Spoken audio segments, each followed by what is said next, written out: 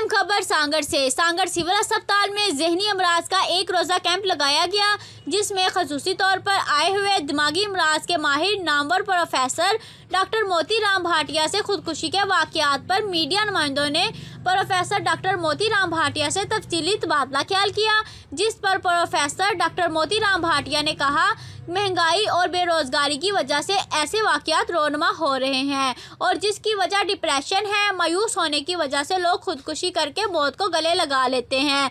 मायूसी को गुनाह करार दिया गया है। उन्होंने कहा कि जिस दिगर अमराज में मुब्तला अफराद अपना चेकअप करवा कर इलाज मुआवजा कराते हैं, इसी तरह दिमागी अमराज में मुब्तला मरीजों को चाहिए कि वो भी अपना चेकअप करवा कर इलाज करवाएं। हिमायती न्यूज़ से जैन उमर की रिपोर्ट। मज़ीद खबरों के लिए देखते रहें हिमायती न्यूज़ HD।